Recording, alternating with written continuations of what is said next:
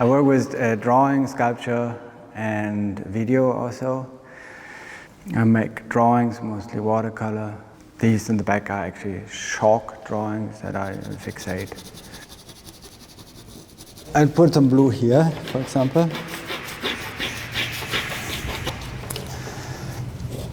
Oh no, that was, and then I just put this oil on top.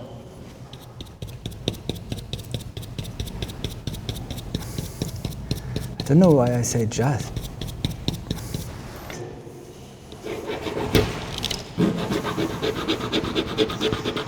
And then now I'm taking it out again with the brush.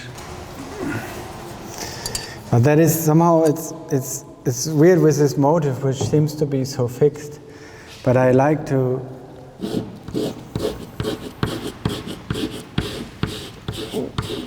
take that structure out again, you know, and work with very rough shapes and of shadow, and it's deconstructive more than it is putting things together. And it's also important to mix up and forget which brush is for what, so you get this kind of very smeary grayish undertone under everything, because you can't keep the colors apart, you know. And then it also is very runny, and you have to do it again. Then you have the brown brush, and it's all getting muddier again.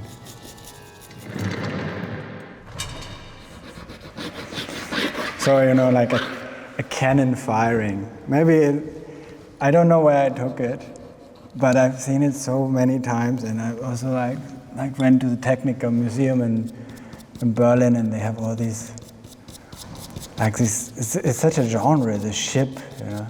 This wrong brush again, so it's too dark.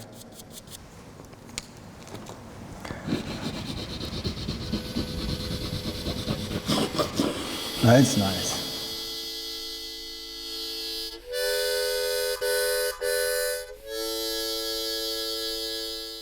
It works if the rotor is connected to the main shaft. Use your ancient skills and your poor hand's craft. It works to be a good-looking young man full of grace and to get married to a good-looking female of the very same age.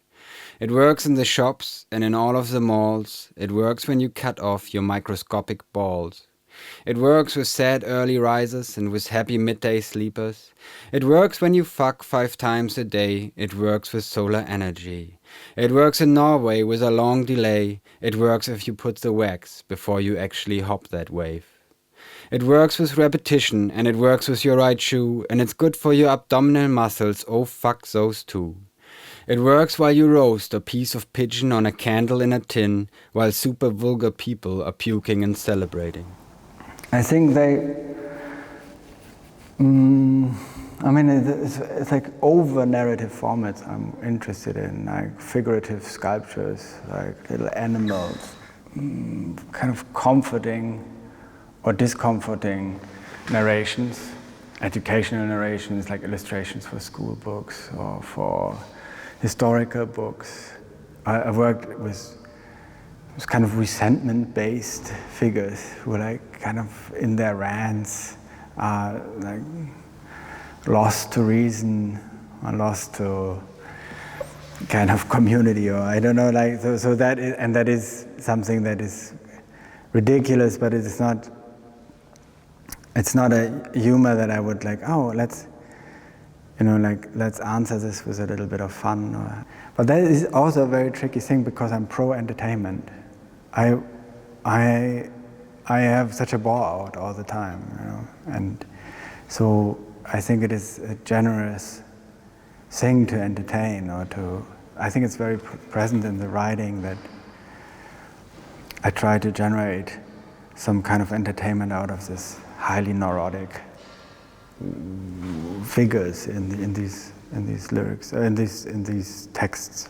Mostly with animations, I did not know what the text would be, and the rest of the process is pretty much based on economics, like work in an economic way, like find objects or narrations like a loop, or like a setting that is relatively still, so I don't have to animate so much.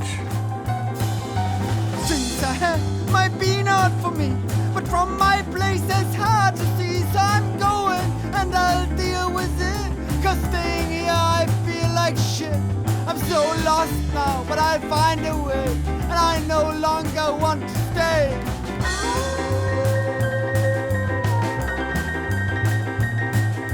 The people have an address, they live in flats and houses, but when comes the night, they turn out the light. Ah, fuck! Well, we can have a look at the animation. So the animation was planned to have a walking stick walking a landscape accompanied by a very noisy bell.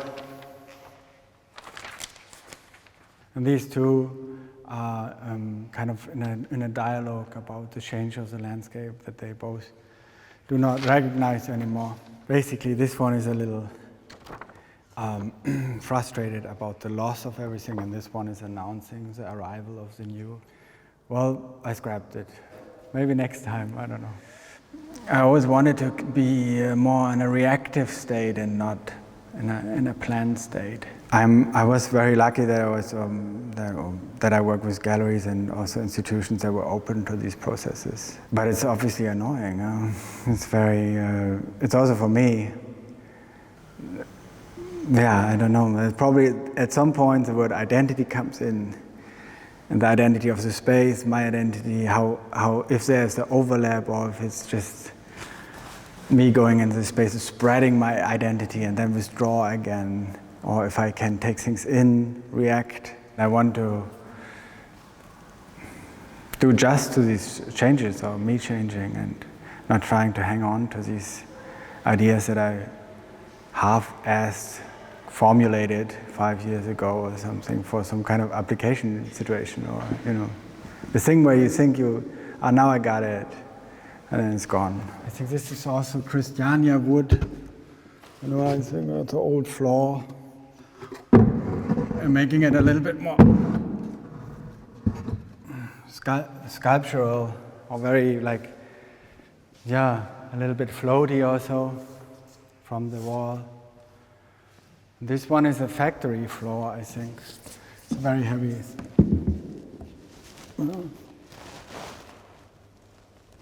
That's really unnecessarily heavy for a painting.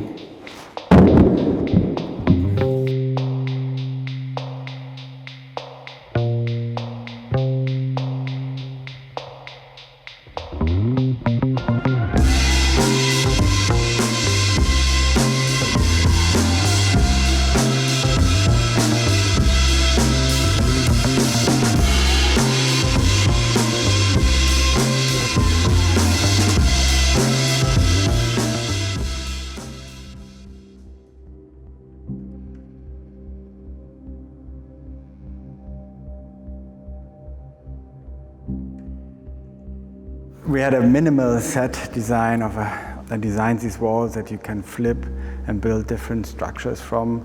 Always redesigning this platform with minimal elements, introducing the silent movie vampire. It felt so childish to put this 12-year-old fantasy on screen, and I was trying to, when I was speaking about it, it was always like, no, it's going to be a very complex text that has nothing to do with the imagery. And I like to try to save it, to add some kind of value to it. And then in the end, there was no way around it. I had to stay very close to the imagery. And I'm just basically describing what the vampire sees. This vampire is like such a fixed male format or character, and so it is like almost when you asked earlier about these narrative formats, they're all pretty mainstream. They're not exotic or anything. They're very close, and I think this kind of developed also through the writing in English. It's not trying to access higher grounds of English language, but more building rebuilding and reusing the stuff that you are taught. And I think that's maybe also the case for my visual work.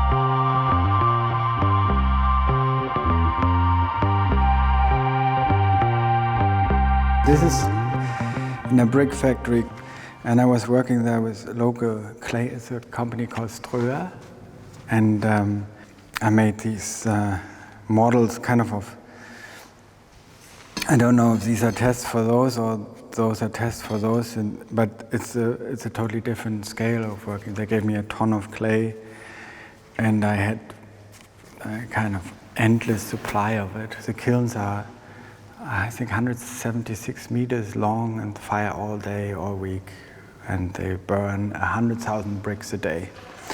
And from those I made these kind of ship-like structures for the walls. And then after that, it's also like you quickly build so much mass and so much weight, and I try to get far away from it as far as possible, and shifted from this very raw and very coarse clay, this is an example. It's more than it is a figure, it's more a way of building it. It was an attempt to create overhead volume and overhead weight by sculpting it in the different way. So I sculpted it like this, and after firing, it would go like this, which would be difficult to sculpt this way around, and obviously it broke, but it also broke because of, I think maybe we fired it not slow enough or it wasn't dry. So that actually the firing process is more shaping than me. The gramophone also was this sound, this kind of having such a huge reverberating sound, and emphasizing the silence of sculpture, that there is some kind of gravestone DNA in it, always still, that is such a not noisy. And I like to have these sound amplifying, it looks pretty cakey, but it's this amplification shapes. I made two more. I also had this for the hotel lobby. How do you call those? Hotel bells. Like you're asking for attention, you're asking for somebody to serve you. It's the same, this is more like these guys that come into the village and sit on the town square and say okay, no more drinking, or no more of anything, or more of. This is one like, help me out, I'm your guest. I try to do these things, balancing themselves in a very precarious way. So kind of hardly recognizable, cloudy, abstract things also broke and also bent in firing this time. So they didn't crack, but they bent. But those are also following the same principles, that a lot of weight, relatively so, is balanced and held in place through, I think it's called quartzification or stonification. The materiality of this changes from this kind of crumbling stuff to the kind of sharp, knifey, non-receptive things. You can almost hear it, how not nice it is to touch. And somehow the shift in scale and in weight was also introduced by this overindulging in that clay factory, having a ton of clay to work with, which I thought was very generous, and I'm very thankful for that experience, but I somehow shifted. There would be an example for these shifts during a process.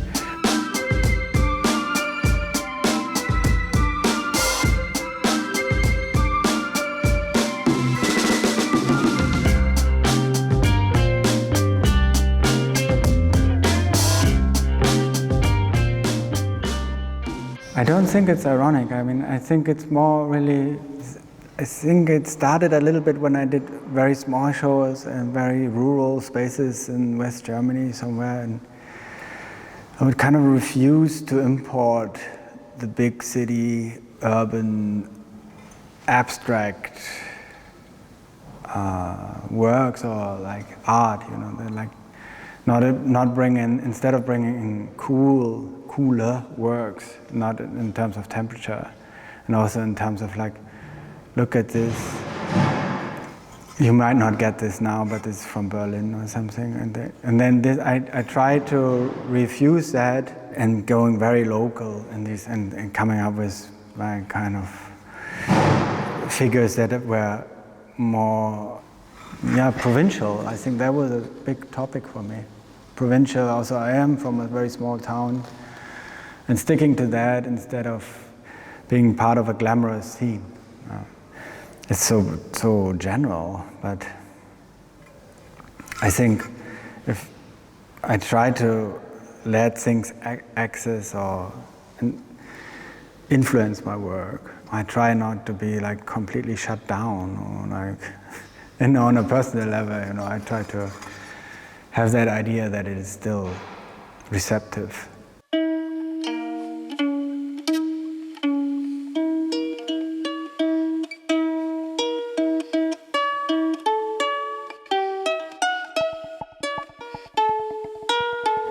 At the beginning, when I was working with clay, it was such a paradox that it is actually such a classical art material, but that it was not really worked with, or it was also completely gendered. I do have a deep distrust in glaze. You lose a lot of control, and it's hard for me to let go of this, so I rather paint it, ceramics and watercolor. And I think a lot of people who work with clay have that feeling that they don't, this kind of guesswork, what you get out of it. And then to answer this guesswork, I think I went, in this case, very bold and like had these patterns, very stripy, very like, a little exaggerated, a little raw. And I was testing out different things and using a fork, the scales of the snakes came up. So, and then this kind of like, if you give one stroke like this, one like this, you have this also pretty early education kind of tricks or systems of making things look like something else. But this is also a dynamic that I use for shows, that you have pieces that have a lot of work going into them and some that are almost kind of sketchy or that have much less, almost like, not a tryout, but more like some attempt at having a go at it, more expressive. Probably it's also deep insecurity, you know, like that you're like, also, that maybe is a little bit, but you could say like, I work in so many different things, it's almost like, oh, if you don't like that, maybe have a look at this. Or if that's too sad, maybe laugh about that. I got a job working construction for the Johnstown Company. But lately there ain't been much work on account of the economy. Now all them things that seem so important, well, mister, they vanished right into the air. Now I just act like I don't remember. Mary acts like she don't care. But I remembers riding in my brother's car, her body tan and wet down at the reservoir. At night on them banks I'd lie awake and pull her close just to feel each breath she'd take. Now those memories come back to haunt me. They haunt me like a curse. Is a dream a lie if it don't come true? Or is it something worse? Do you have fun when you're making art? Yeah, I have a lot of fun. I mean, if it works. I also have really no fun at all for a long time. And then when I have these sometimes when I have these factors together that, I sometimes laugh out. Sculpting or writing, or it is that, or it is also fun to develop things in these workshops with a foundry, for example. It's very interesting, complex steps sometimes. And then there is this very leaden kind of period that goes with it too. So it would be nice if it was a little bit more balanced sometimes. But yeah, I try to stay with that feeling also.